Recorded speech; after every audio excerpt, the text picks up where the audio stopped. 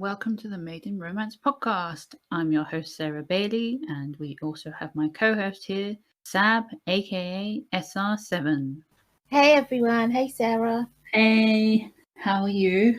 I'm very hot because it is very hot in London, and it has been for a good week now. So yeah, I'm really, really hot, and I've got my window open. Man. Yeah. How are you? I'm okay, I'm just quite tired. You know, normal, because we all know, well, some people know that I suffer from insomnia, so that's cool. Anyway, let's not talk about that. Let's get into the podcast. So on today's podcast, we're going to be talking about dark romance. Ooh. Exciting. So it's mainly going to be a discussion of the genre of dark romance, or the subgenre, and what it is, you know, what are our feelings about it, that kind of thing. Because obviously, as most people know, I write dark romance, so this is a topic I feel very strongly about. Or I wrote a subgenre I feel very strong on that. And I know that Sab loves dark romance. Yes, I do very much. We've got some very strong opinions on this subject. Yeah. Oh, we do. Oh, we do. So expect a lot of rants, as always. Yes. So I wanted to kind of start this off by explaining what dark romance is, because it seems quite a lot of people don't understand what this is as a genre. Yeah, so please do. That would be helpful, I think. So the kind of, I guess, key points about a dark romance is obviously you can subvert a little bit and kind of write what you want, but dark romance is, I think a lot of people think when they hear the word dark, be really miserable and depressing, and it's not going to end up with a happy ever after. But I think we've got to remember that the key word in there is romance. Mm-hmm. So this do end up with a happy ever after because they're a fucking romance, people. I just wanted to get that out there because it's quite important. Okay. Because I've heard, people see dark and they think it's depressing, and it's not necessarily depressing. Mm-hmm. I think the key things which a dark romance is founded on is having your hero or your heroine are definitely not they're anti, and on occasion anti-heroines. Mm-hmm. And there must be some kind of redemption arc for that character. You know, there's lots of ways you can write it, but it usually has a redemption arc. There is usually a power imbalance between the two characters. So normally in dark romance, it is the hero who has the control and the heroine is kind of not control, but that makes sense. That's normal. That's usually, it can be the other way around. There can be different ways of writing it, but that's kind of the main thing. And a lot of dark romances will contain things like dubious consent, which I know is a very hot topic, people. However, this is fiction. And there's a lot of dark romances will contain BDSM, kinks. You know, it doesn't necessarily have to, but a lot of the ones I've read and what I write contain that. So those are kind of like a lot of the key principles of a dark romance. There can be a lot of like crazy fucked up happenings in it. There's usually like, a lot of them will be like mafia related, or there's like kidnappings, being kept captive, all these things. There's a lot of, there are a lot of dark topics that are explored within this subgenre. So those are kind of like, for me, the kind of keys of a dark romance. Again, like I said, it can be different. I've written certainly dark romances which are a lot lighter than the heavy topics that I've just discussed. However, they all kind of fall under the same umbrella type thing. So that's my opinion on dark romance. I don't know if Sam add anything to that. No, I don't actually. I was mainly basically going to ask what the themes were and what makes a dark romance. You've pretty much answered all of that, and those are the things that I myself recognise and know what to expect when I pick up a dark romance. When I know that the book that I'm interested in is a dark romance, these are the things that I expect. There's nothing that throws me, and I always get frustrated when I see that readers have reviewed dark romance quite poorly and said that this was too dark, or kind of not what they expected. And I'm just here sitting there thinking, but it's dark romance. So I don't understand what you want, and it just frustrates me. I do have a question though. So you obviously have dark romance, and then you have, you know, not dark romance. Is there anything in between? Is there like a grey romance? Is there such a thing? I think there is. I think there is, like, but we just don't really describe that way. I think there is such a thing as a grey romance. I know one of the authors that we enjoy has stated that some of our romances are more grey. But I think there's a really it's difficult to kind of like market these things, because when people don't really grey romance isn't really a thing like as a market. If that makes sense. So Yeah. put it into dark romance. You kind of have to say it to dark romance, even if it's not like as dark as some of the stuff that you see. I think there's a big range, and there can be a lot of like different things, elements in a dark romance. Like as I said are kind of like the key principles of a dark romance, but that could, you know, it can be really dark, like to the point where it's like actually terrifying. It can kind of be slightly dark where like some really fucked up stuff happens, and there might be stuff that's like, you know, and slightly controversial content, you know. But I think if you put it under the banner of dark romance, you're kind of covered, as, you know, for like a warning that this might be stuff in here that's like not like lighthearted and shit. I think people, if you read the term dark romance, you should kind of expect that there's going to be some stuff in there that's kind of is dark, but it might not be as dark as, you know, you're expecting, but it will still be dark. But maybe we have such things as grey romances. But I think I'm okay.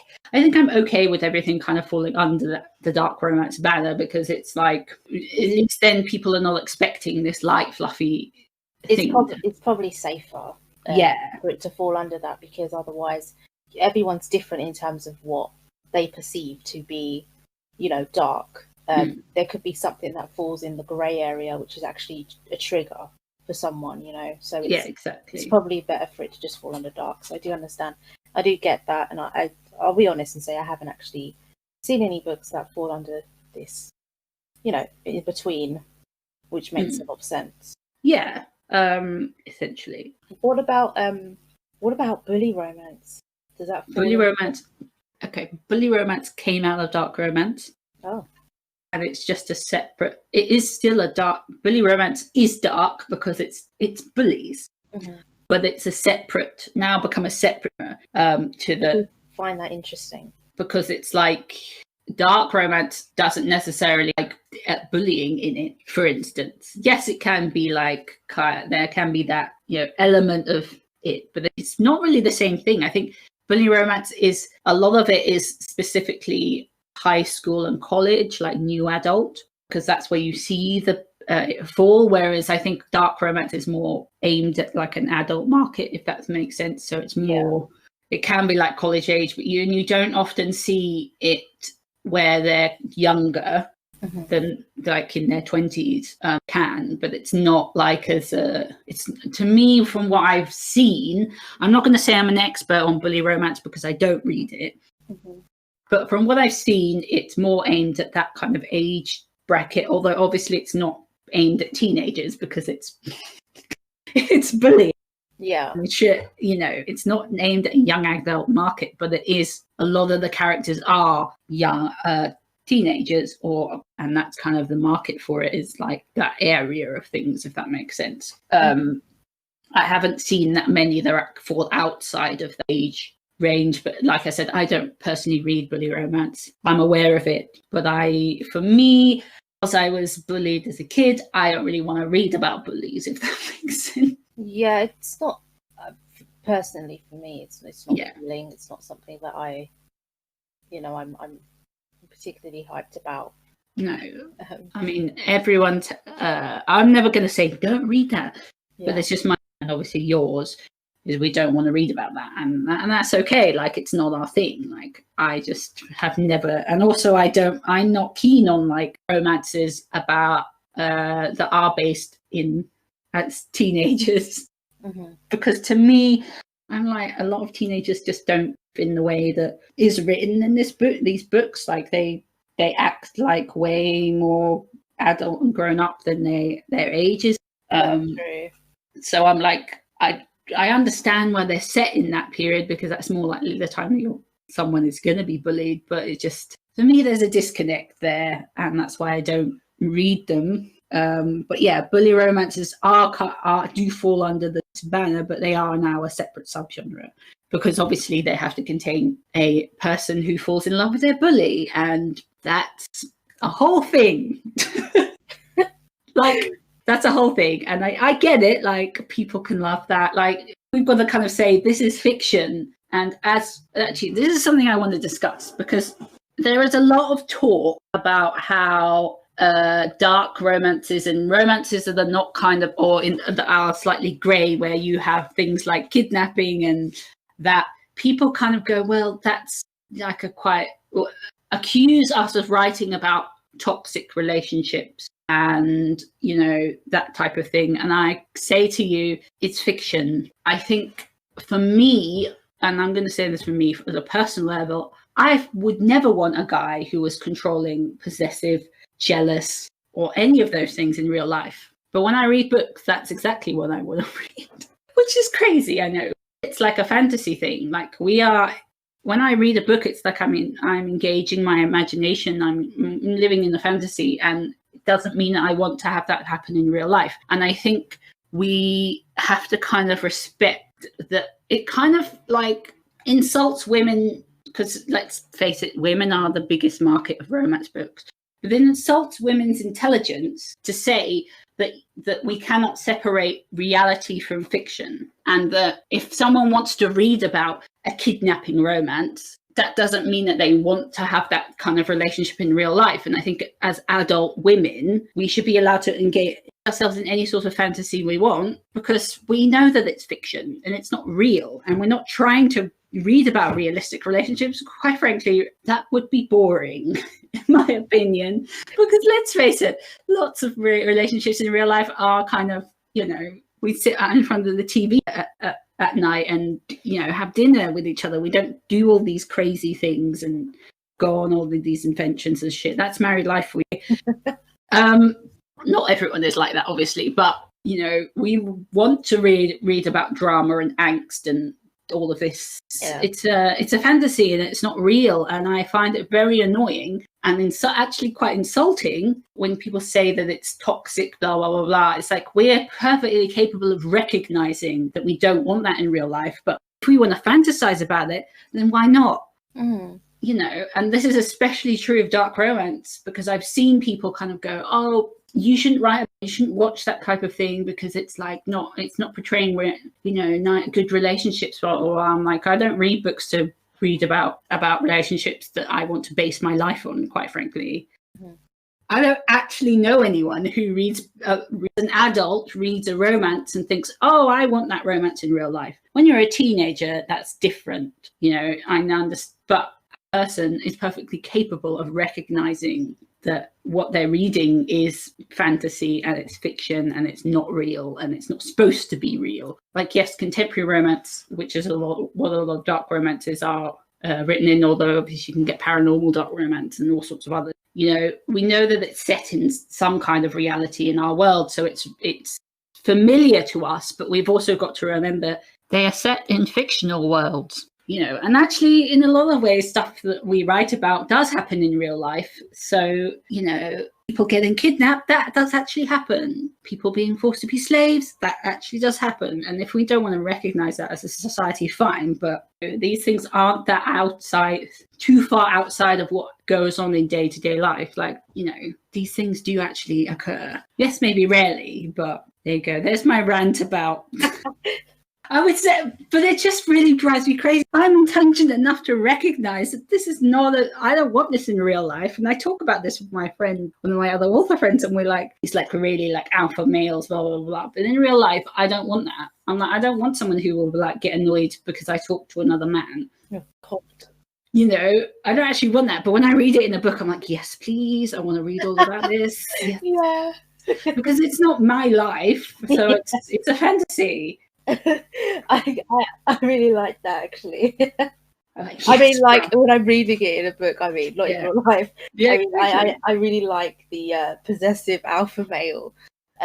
Exactly. Because to me, it's just like it may come across like he's being a complete asshole, but actually, it's just because he's just crazy in love with the girl. He's just like wants her all to himself. For me, when I read that, it's just a huge indicator. It's like you love her. It's just doesn't. It just yeah. But But you know that that's fiction, and of course. you're involving yourself in this fantasy world, and that's what's fun. And you use your imagination in that way. But it's like I would fucking probably tell my husband to go fuck himself if he tried to get like that with me. I'd be like, hell no, because I'm very independent, and he knows that, so he would never do anything like that. You know, if I read about a guy like that who's like, you're mine, and I don't want other men to look at you, and I'm like a swoon. I'm like, this man, he's so in love with anyone else. I'm like, what we like in real life is not necessarily what we want in our men in fiction, you know. I think this falls under the whole romance umbrella, but I feel like if there is a single quote to completely emphasize what romance means to us, it has to be an in quotes, "you're mine," because every time, every single romance I've read has that, and it is such a swoon. It's just yeah, that's just it for me. You know what? This is that's really funny because me and my husband are watching Married at First Sight, which I love because it's so full of drama. But one of the guys in it is like really possessive, and he actually said in front of the entire the woman he was like, she's mine, and I was like, that guy's really creepy. Like, why would he say that? But that's because I don't like it in real. When it comes to men in fiction, when he says that, I'm like, yes, bruv, yes. You're like, she's fucking yours. You better keep her. Like, it just goes to show that with men who are like that, I'm like, hell fucking no. Whereas in fiction, men, I'm like, yes, please. Yeah. You know, not your possession. Exactly. I'm not your fucking possession. Well, the weirdest thing in the world, they were like the experts asked the woman, like, how do you feel about that? And she goes, I like it. And I was just like, whoa. Bro, well, okay. To be fair, this guy's an asshole. I don't like him at all. He's just a fucking prick. But hey, show that those qualities in a man in real life I fucking hate, whereas in a fictional man, I'm like, yes, I want more of this. I want all of it. Aim fucking woman to the wall so she doesn't go to run away from you. Cage her with your arms. Cage her in, lock her down, tie her fucking down. In fact, put handcuffs and tie her to the fucking bed so that you can have your way with her. Anyway, sorry. Let's not go exposing so much of us right now. It's for me, like the tying down and then torturing, like by withholding orgasms. Oh my God, yes. Yeah, that's pretty cool. Yeah. I wrote some of that myself and I was just like, fan. Oh, bro. You know, I do it. Anyway, sorry. We're going off on... But this all falls under the same umbrella of dark romance. Basically, what I'm trying to say is stop shitting on people over their tastes in fiction because we're perfectly capable of recognizing in fiction and what we want in real life. Like, let us have our fantasies. Oh, Jesus. Anyway, so that's kind of like my biggest pet peeve about people who go on about that. And it can be highlighted by a lot of the notorious film that came out recently that neither me and Sab liked because there was no romance in it. But yes. So many people ranted about this film, how it was like a toxic portrayal of stuff, blah, blah, blah. And when I was watching it, and I was like, this isn't even that bad. Worse books. And I've read stuff that happened, way worse stuff in books than this. Yeah, like, it's true. You know, to me, it was nothing. Like, then again, I know that it's fantasy. It's not reality. And women, you know, want to read this stuff. And if you want to read that stuff, fucking read it. Stop judging. Stop being so judgmental, people. This is what I'm saying. If we want to read about fucked up guys who have emotional problems, who want to fall with their ladies, then let us do that, okay? Let us. It's yeah, I have to agree. What would you say that, I mean, you've written quite a few dark romances now. and you've received a majority of amazing reviews, and then there are some that are not so amazing. But do you find that there seems to be a kind of pattern in the not so great reviews? Do you find that there's anything that particularly frustrates you about something that they've said, and does it actually relate to dark romance, or is it mainly, plot or characters? Or what annoys me is when people kind of go, oh, but they're being mean. Like, I've had people, why they've been so mean to her, or why is he being so horrible to her? He's a big jerk, blah blah blah blah blah. And I'm just like, yes, but I'm like, he's an anti-hero. Yeah, he's not supposed to be nice. Exactly. He's not supposed to be this nice guy who does all these nice things for women, the woman, especially like when it comes to like dark romance. A lot of the one of the main tropes or whatever used in dark romance is enemies to lovers. And it's just kind of, in a dark romance, it's a more extreme version, but a lot of it does involve something like kidnapping or being kept captive. So he's not going to be nice to her. Like, usually hates her for some reason, and a lot of them he won't like her, or there'll be a reason that they're enemies, and it's like, so he's going to do bad shit to her. You've got to read the rest of the story to see how he gets redeemed as an anti-hero. And I think that's very important, actually, as well. I'll discuss that later, actually. But it just drives me nuts, because I'm like, he's not a nice man or a nice fluffy hero that you read about in normal romances, because it's dark and he's an anti-hero. And sometimes a woman's an anti. So it's like, they're fucked up characters. They're not going to be like these, if you want a fluffy romance, don't fucking pick up a romance that says dark romance. It says dark for a reason. And that's what annoys me, is when people go, oh, but she's falling in love with a big jerk. And I'm like, yeah, but he does all features. Otherwise, why would she fall in love with him? Like, or what?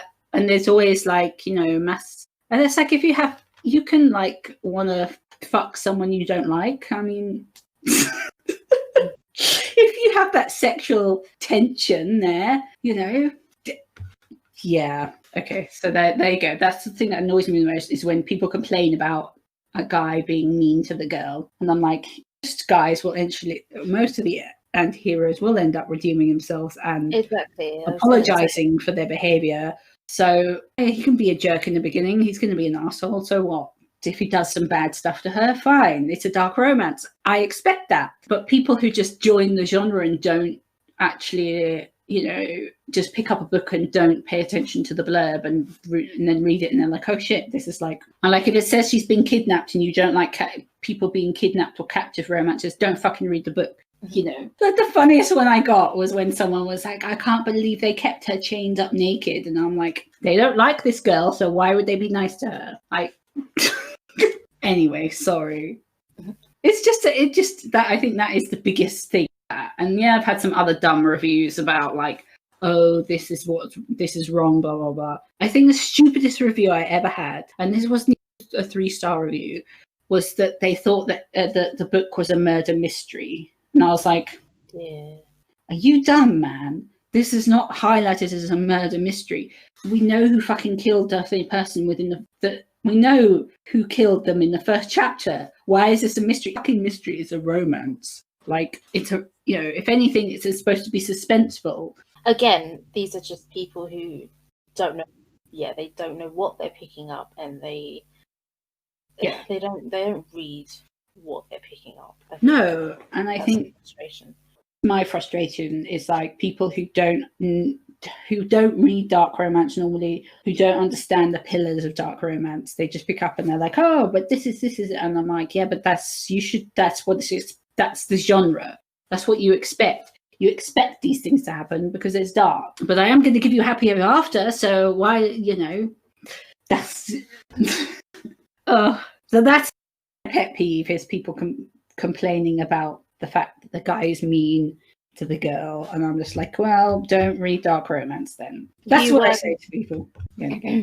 You mentioned there being, not particularly just dark romance on its own, but there's dark paranormal romance and other things like that.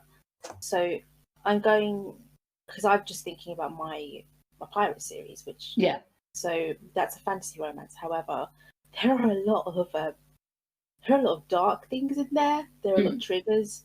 So then it's got me thinking, would that fall under a kind of dark fantasy romance because of the fact that there's sexual abuse, there's loads of killing, there's loads of basically. I think it's more about a romance between the characters and whether that's actually got darker. It's really difficult to kind of say, because you can write a story that has content that's dark, but it doesn't make it a dark romance, if that makes sense. Yeah. You know, true. It's about the romance between the characters, and there's power imbalance. There has to always be that power imbalance. That's one of the biggest things there. So when I decided to write and release, obviously, Our Darkest Hour, I'd market that as a dark romance because there is a power imbalance between the two characters, and that in the, it's not like that more falls under the grey romance section of dark romance, but it is still dark because there is a power imbalance between the two characters. And I think that's kind of like one of the biggest things is, you might not necessarily have anti-heroes, or most of them do, but yeah, there has to be that kind of imbalance of power, if that makes sense. What you mean, like a status thing? Yeah, it can be a status thing, or it can be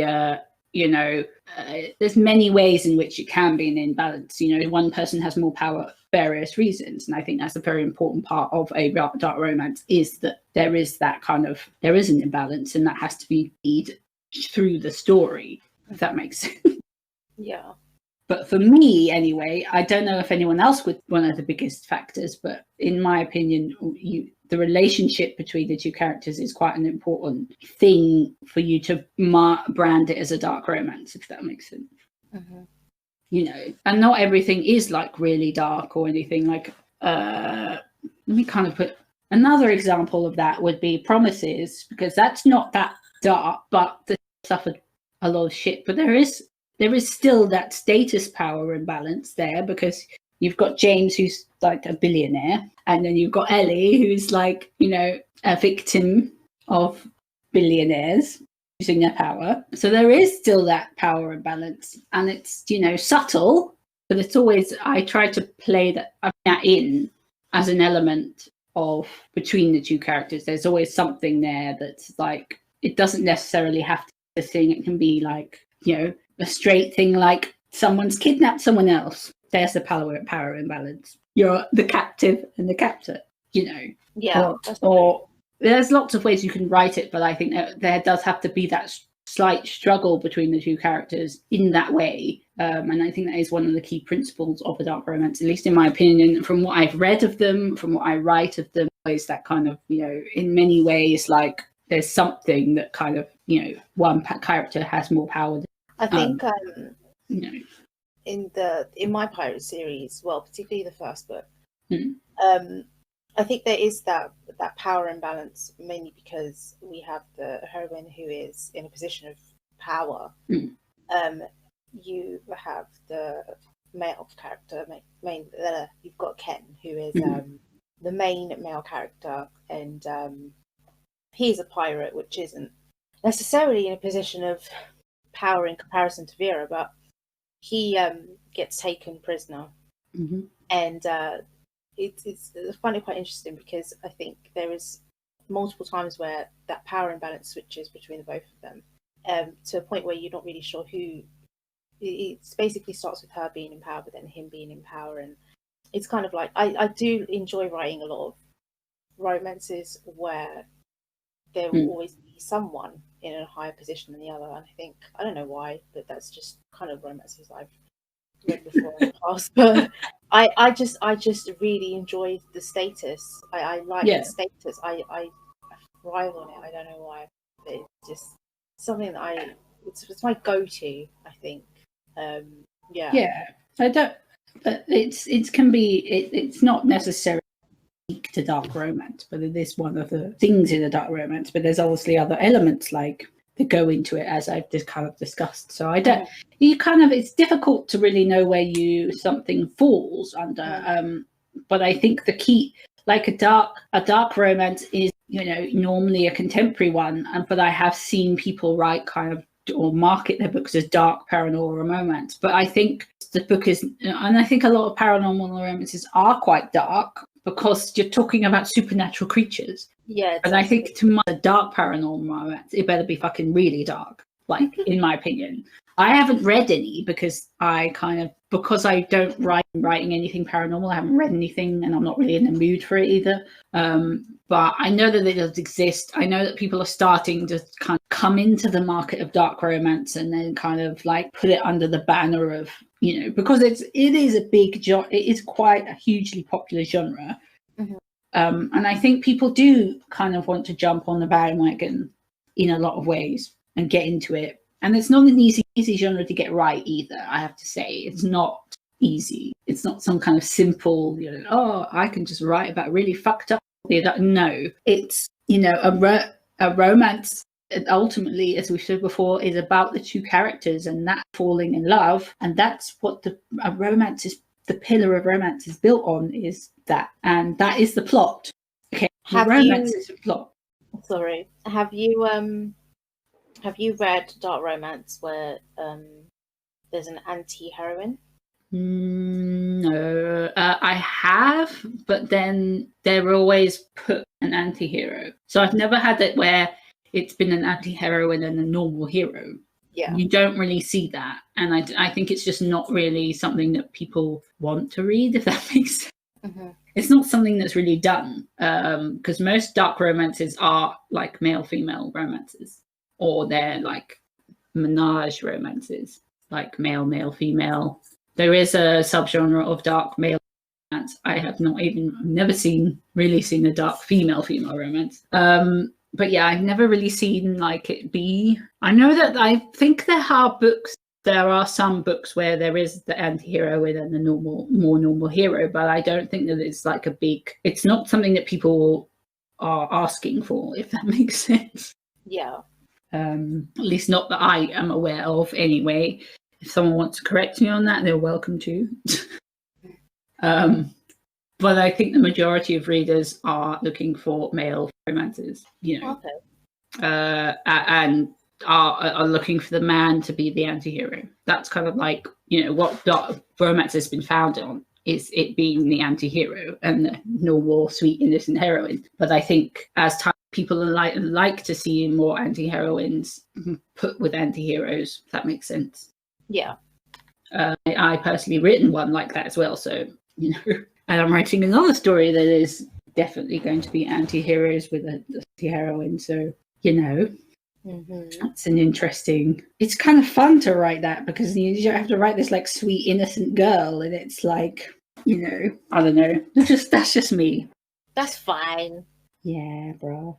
Oh, yes. I was going to talk about redemption arc because that's a very important part of a dark romance, in my opinion, is the anti-hero having an arc. And if they don't have one that works, which I have read recently, which you know about, get annoyed. And you have to the hero has to go on his journey, and he doesn't necessarily have to become a good person. I'm not saying that he has to like suddenly change the way he is, but he has to kind of start to recognize that the way he's treated the heroine or the things he's done might not necessarily be okay or good, and he has to fucking apologize for it.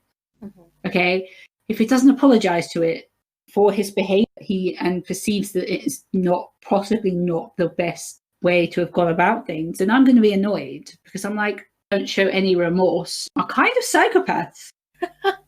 And I'm not really down for that. Like, yeah, I have to find something about the hero that makes me like him, and him being able to show empathy and remorse, even if it's only to the heroine or their love interest. That's important to me, and I need to see that build relationship where where the power imbalance is also addressed as well. So, ultimately they kind of become an equal partnership. Otherwise, for me, even if they still have that kind of, if they like to be a bit king, one of them likes to dominate the other, that's different. But in their actual relationship, there needs to be that give and take between them, and it can't always be, progress into that. And I think that's part of the redemption arc for a hero or anti-hero. And it has to be the book. Otherwise, I'm going to go like, what was the fucking point in this? Like, and there's many ways to redeem an anti-hero, and it's like this book I read. He never once, like, this guy did a lot of fucking shit to this girl and he never once apologized for it. And it just annoyed me. So I'm like, he was the one who was in the wrong. And yet he's never said sorry. I don't care about all this other shit you do. Word sorry is, very important in a situation where someone has done something really fucked up to the other person. There should always be that moment where he apologizes for his behavior, or at least makes it clear that he's sorry. Sorry, it's just really back up when that's not done.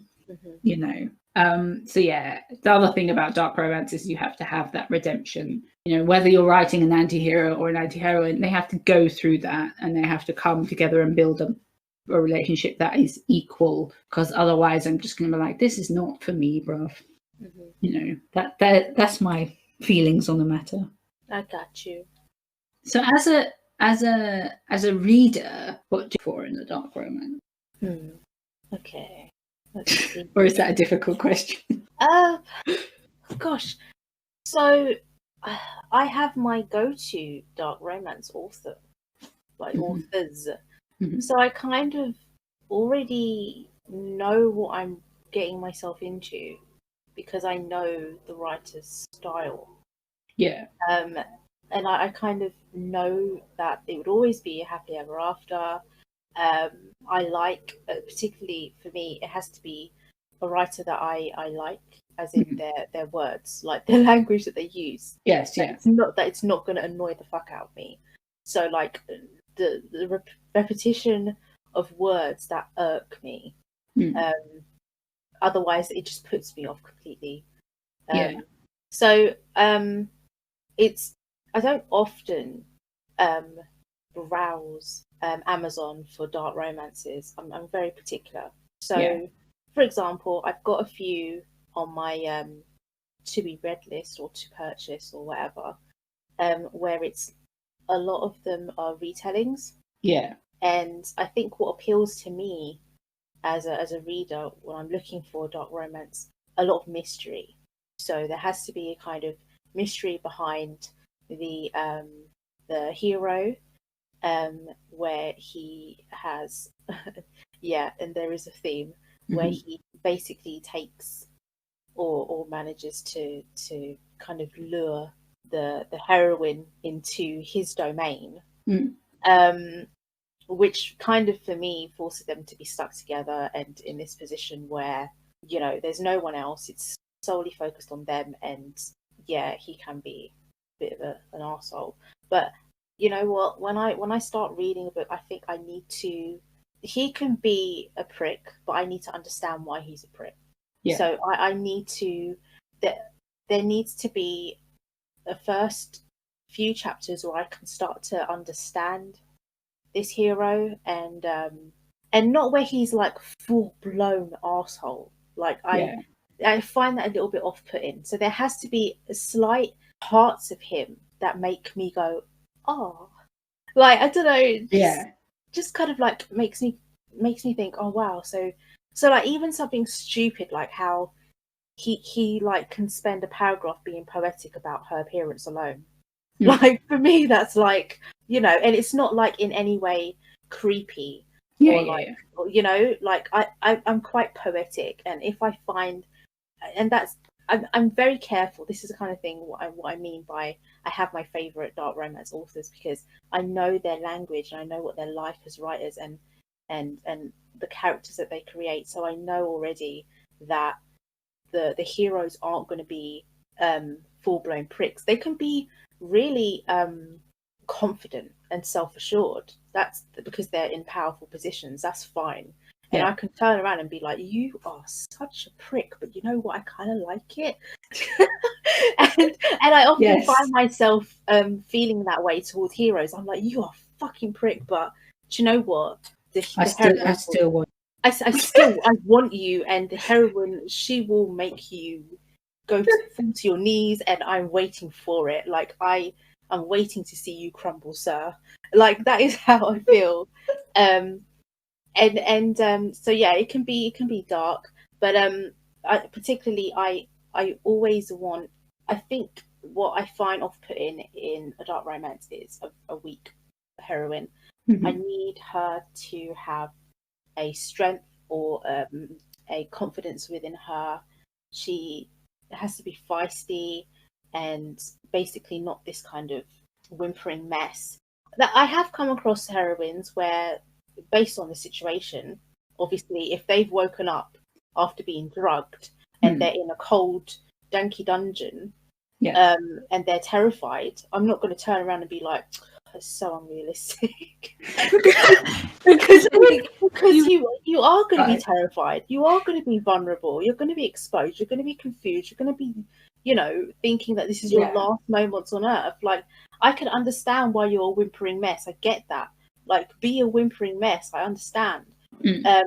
But I will get sick of you if you continue to do this for like 5 or 10 chapters later down the line, where the hero has kind of done things to make you feel comfortable and be kind to you, and you're still snarling in their face, kind of thing. Like, there has to be a balance, and I think, as you've said, it's hard to get right, and I think that's kind of why it's important for writers to do their research before they write a dark romance or before they dip their toe in there.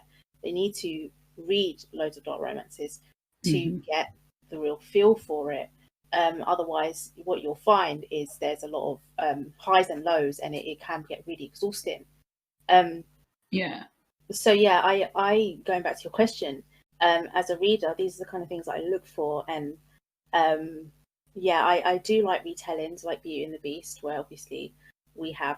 Okay, so my thing at the moment, which I've always been interested in reading, which I'm kind of still looking for, I guess. I've had a couple where it's a hero who is pretty much isolated, where I'm going to throw in like kind of Edward Scissorhands, kind of Phantom of the Opera, where he's like in this tower. Everyone is terrified of them because they don't understand them, and they tell everyone to stay away. But then there's this one heroine who's like, I'm not going to go stay away because I'm kind of curious, and then she'll go there, and then it's you know, a love will unfold, and what usually happens is the hero will start to feel loved, and there'll be a transformation. It's Beauty and the Beast transformation, which I really love. So I'm looking for those at the moment, I think, and I've got, I think, one that I need to read still that I haven't, and I did read another which was kind of that, but it took I'm not gonna lie, it kind of took a real turn. There was a happy ending, but I think I wasn't all that happy about what happened in it to one of the characters. It was a really hated character, by the way, but I just found, and they died.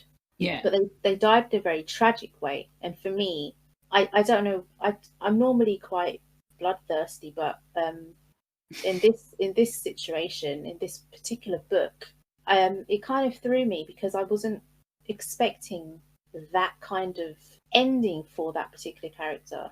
I found it very, very tragic, and I didn't actually get satisfaction from it. I actually felt sorry for them, and I think, again, that's something that as a writer you kind of need to be careful about doing, because you want readers to feel the way you do about characters, and when readers start to sympathize with a character they're not meant to sympathize with, you tend to, it kind of ruins things a bit. But yeah, I'm rambling a bit, but I think I've answered your question. Yes. In a roundabout way, I think. In a roundabout way, but I'm always like that, really. Well, this is kind of what happens in this podcast, I guess. We talk, you know, we end up kind of, I don't know, going off on tangent. No, that's interesting, because like obviously you've read all of my books, so I know that, and we do have some like authors in common who we like. No, it's just interesting to see it from a reader's perspective. I mean, to understand kind of what someone else is looking for when they read a dark romance. So going into what you've just said right now, I'm not going to drop any author names, but I am intrigued to see the differences between my thoughts and yours in particular to a book. So as you know, I really loved it was the first book because you read this first book, but it's a dark romance. So I'm intrigued to know, because you are a dark romance writer. Yeah. So I think I'm intrigued to know, what was your thought process when you were reading this book that I liked but you didn't? Were you reading it from a reader perspective or a dark romance writer perspective? And what was it? Okay, so what was it that didn't do it for you? What did you think that it was missing? Dark romance elements, I think, is particularly my main question. Basically, why didn't I like it? I didn't say I didn't like it. I did give this book 3 stars because I thought it was quite well written. Oh, okay. However, the problem I had is I thought the connection between the 2 characters. Okay.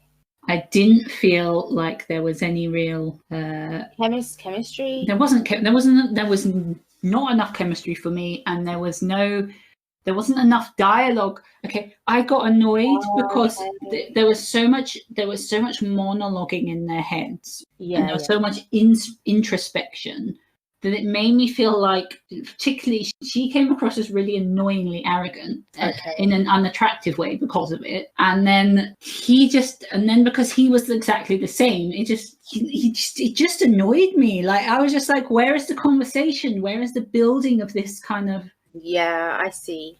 There was no building between them because they were not having enough conversation with each other, and there was not enough interaction, and there was nothing that made me go, oh, okay, I get it now. And like, it just missed the mark for me because of that. And there was not enough, because and this is me talking from perspective, I don't go into books reading them from a writer's perspective anymore, because unless I'm reading for research. Yeah. But this is like, obviously my unconscious brain as a writer will always pick up on things.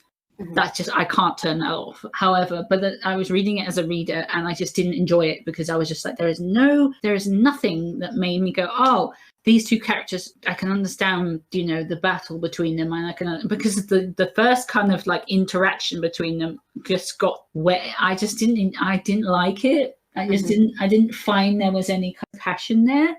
It just kind of, because there was too much in their heads, and I just I don't enjoy that. And I'm like, don't mind, like, I don't have an issue where they're in their heads. Like, obviously I want to hear their thoughts, but there needs to be more there needs to be more interaction between the characters. It was like everything that they wanted to say to each other wasn't said. Yes. It was all in their heads, and it would have been a lot more effective and useful and powerful had it been done in dialogue. Yes, because then it's more realistic for them to kind of break those barriers that they seem to have up towards each other, like they were enemies. Basically. Exactly. I totally get that. Now I understand. That it drove me nuts, and I was just like, "Could I need you to have a fucking conversation?" Yeah, I know what you mean. I see it. That's why it really did my head in, and I just I didn't connect to this because of that, because I was like, I'm so bored of hearing you talking in your head. I'm like, I don't care. Like, fucking talk to each other. And whenever they did talk to each other, it was boring because they had all this stuff in their head, but then when they were actually saying things to each other, they just didn't. It just was like, all you're doing is just kind of like going, I don't like you, and I don't like you, and I don't understand why I like you. And I was just like, wow, like, what the fuck? Like, actually, that's, okay, sorry. I have strong feelings about it, obviously. The writing itself is not bad, although there were some metaphors that I was sitting there going, what the hell?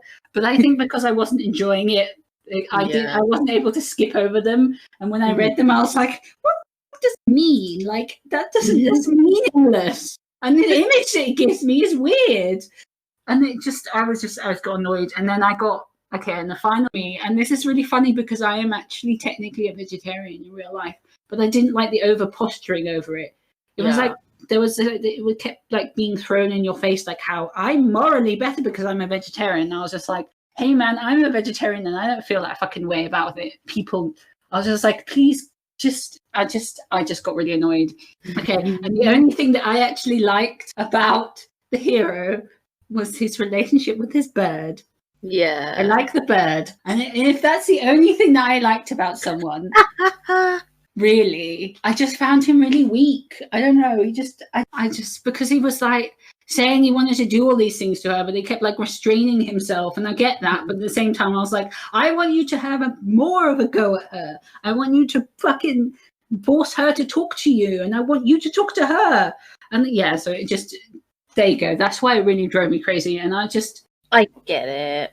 Like, even though I was like intrigued by the ending, I didn't want to have to deal with it. I was like, I don't want to sit through another book of this. If it's going to be like this, if the first book is like this, then I don't know if the next books are going to, I don't want to, I was not intrigued enough, and I didn't like this to want to read anymore. And I understand why someone else would like this book. It's not like I don't understand why people would like these characters and so on and so forth. But for me, because there was not that connection and there was not that talking and there was not a dialogue between them, it made me want to throw my phone, because I read on my phone, okay, people.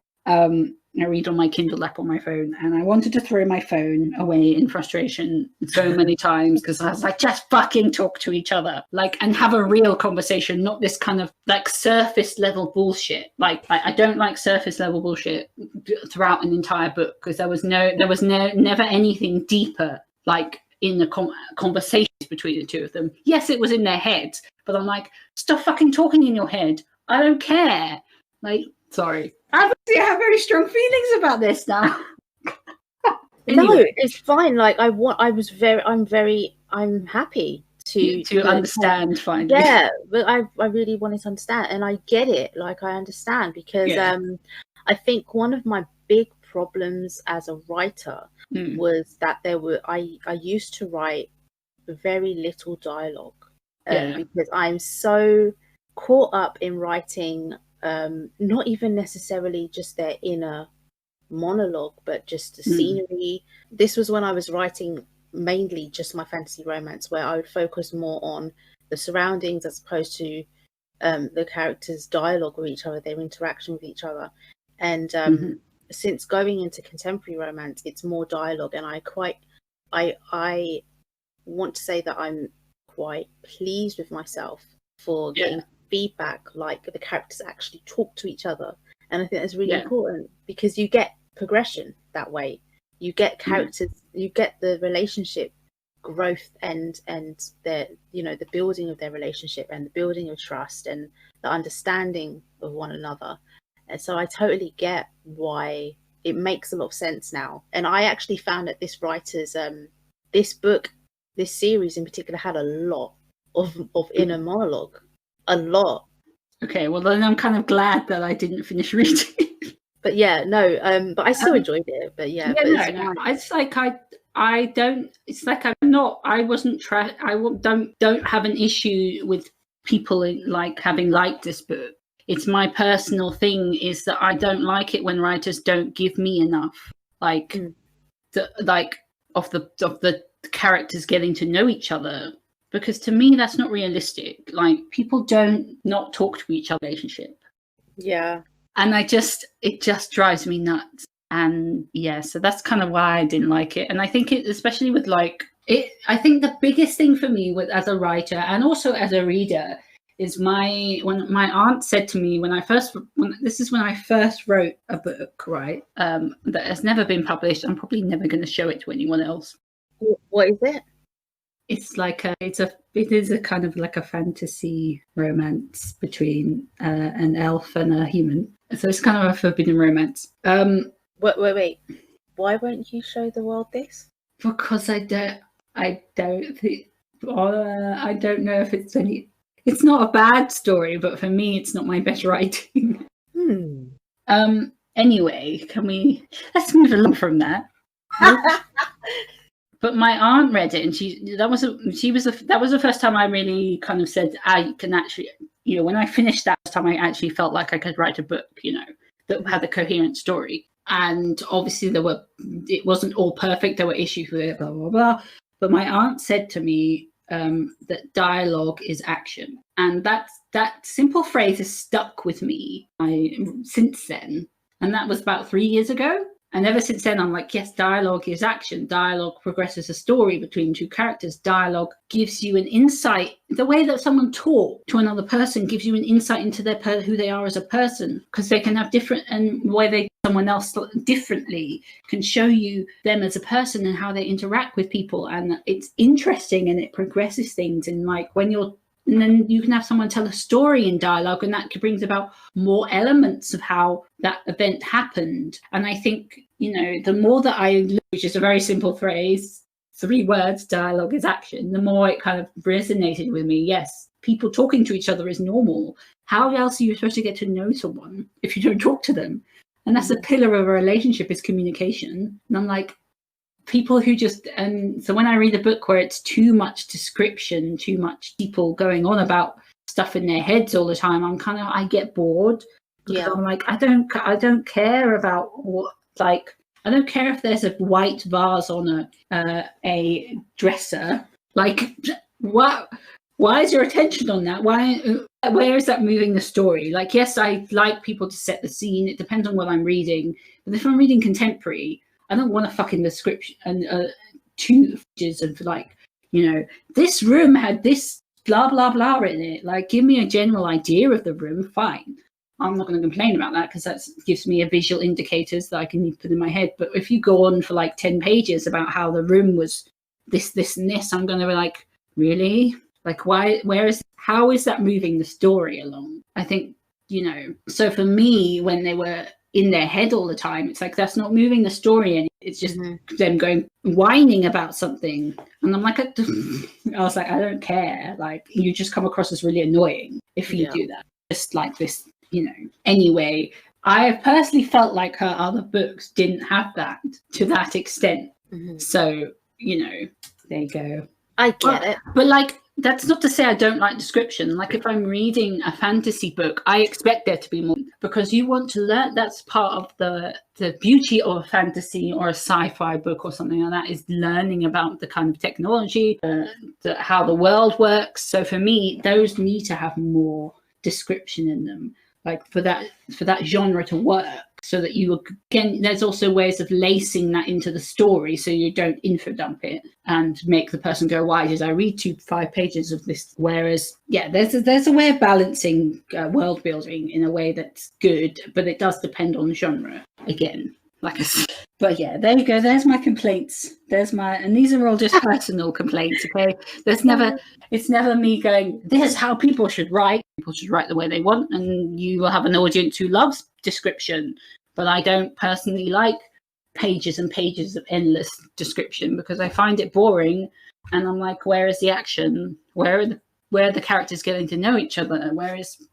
That's just me. And I've also learned the market is people, in our lives are so fast paced now. People want things instant gratification. Their books too. So the pacing of a book is very important. It needs to kind of, but that's not to say that you can't write a long, slower pacing. That's fine, but it needs to work for the book that you're writing. Yeah, there you go. So there's my rant. God, it's fine. You did ask the question about this book. Yeah, and I'm happy. You understand me why I didn't enjoy it too. Yes, very much. It's not as if I thought it was badly written, because I didn't. That wasn't the issue. I know. That's cool. And a lot of the time for me, the issue isn't that the book is badly written. It's that I didn't about it, just didn't connect with me, But this goes for all books, not just dark romances. Oh dear. Anyway. Well, thank you for that. That's fine. Have you got any more questions for me about dark romance? Hello. I mean, I'm the one who writes it. I have to answer questions about it. No, I've already exhausted my questions. Okay, that's fine. And I've learned a lot as well. Oh, good. That's quite important. Like, Yeah. Like the genre is not. It's not supposed to be like some like thing. Like it's really, if you're gonna write dark romance, just educate yourself on it. Like there aren't. To be fair, there isn't like a like I haven't seen anywhere a definitive thing that says this is what is classified as a dark romance. But it's just learning about the kind of trends that you see in the way that people write them. You kind of get to understand how to construct them, or what kind of elements that you should include in a dark romance. No matter what type of dark romance you're writing, because obviously I've written different kinds of dark romance. I mean, fuck, I wrote a fucking dark romance. Who'd have thought? Like, no, not me, man, not me. The wide shoes movement. Wide shoes. But I think actually, you know what I like about that genre is I find it very kind of empowering as a woman, if that makes sense. Because it's like, oh, there's always been this thing that like men are the ones in control and they have the power, and there's this thing of the kind of like Arabian prince who has a harem of women type thing, and it's really just a subversion of that. And it's kind of nice to see the woman, because really at the end of the day, who has the power in a reverse harem relationship? It's the woman, because she's the one center around type thing. And that's nice for me. I find the genre quite empowering, and I can understand why women enjoy it and why it's become so popular for that reason. It's one of those genres that is kind of, and it has its roots in the paranormal romance, whereas because that's kind of understandable, where there's like mates and soulmates and things like that. Yeah. But I think it started to become a bigger thing in I'm quite excited about. I don't read too many of them, because a lot of the ones that I've seen in contemporary romances are just they're basically a lot of sex and not enough relationship building, which I have a problem with. But as we know, I mean, as romance writers, we look for relationship building. Yeah, there are going to be really sexy scenes, and it's great and everything. But where's the romance? Where's the belief in their relationship? Kind of simple. Yeah, and especially a relationship like that. It's like it's not just there has to be that communication between all of the characters, like, because it's a lot. Like, you have to kind of be able to accept that your partner is with other people. Yes, it's consensual. Like, it's not, there's no, but there has to be that open and honest communication. And I think between not just the girl and her men, but the men. And I think that's quite, when you don't get that building of that relationship, there's this disconnect, and you're kind of just like, well, okay, so this is basically the in between the sex scenes is just filler or sex. And that for me doesn't work. Like, I need the relationship to go along with the sex. We've said this many times. Me and Sab love sex in books, but we need that building of the characters. We need the love along with it. We need that romance. We need that relationship. Great. So that when we read their sex, it's more exciting and it's more emotional for us, because we know that there's a connection between the two characters.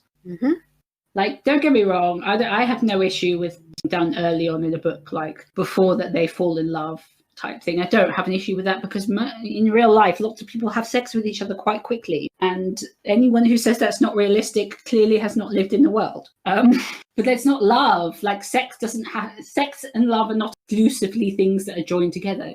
You can have sex with someone who you don't love, because it's like, everyone is that. And if you don't know that, well, what are you doing with your life? But you can see the progression of their sex love as well. And I think that's also another element that some people don't always understand is, I find that I've read books where characters have had sex before they're in love, and it's amazing. Yes.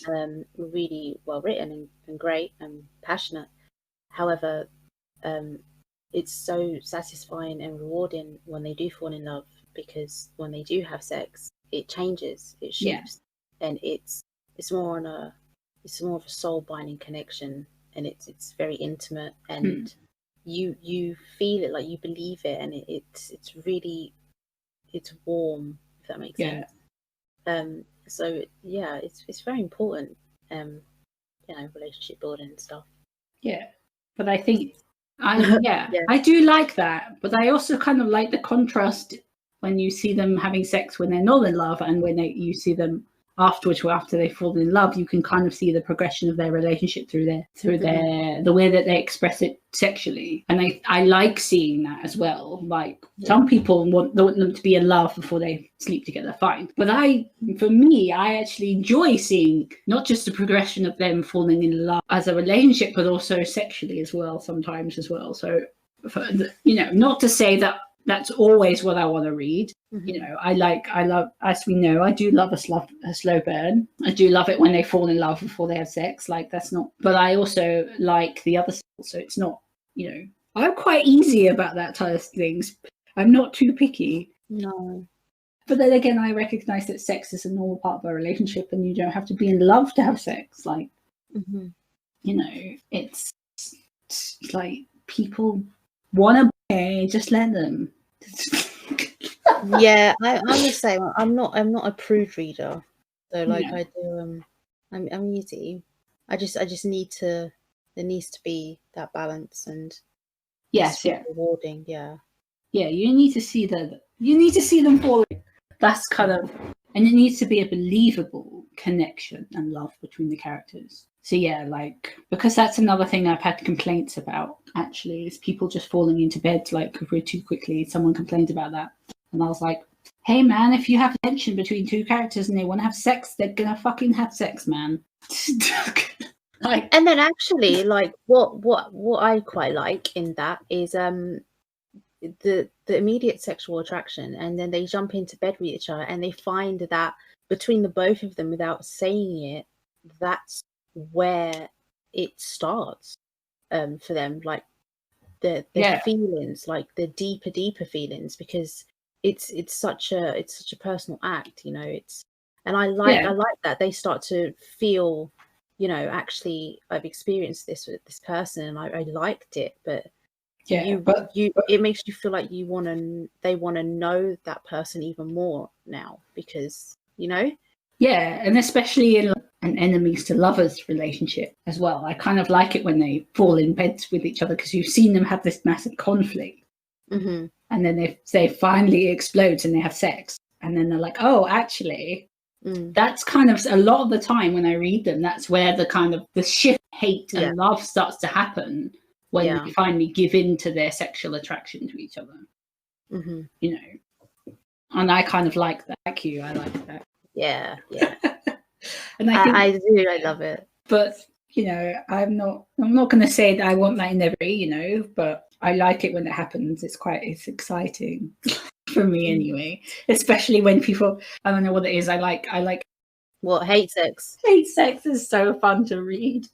Yeah, because it's such a violent passion. There is such but no, that's the thing. There's such a fine line between love and hate, and it's interesting to see that kind of like flip over when they finally have sex. It's like, I hate you, but sex, I want to fuck you. It's quite funny, because you know that underneath all of that hate there is that attraction and perhaps love, and that's I love watching that again. This topic we've gone off topic. We're talking about sex now. Fine. Let's face it, we talk about sex quite a lot in this podcast.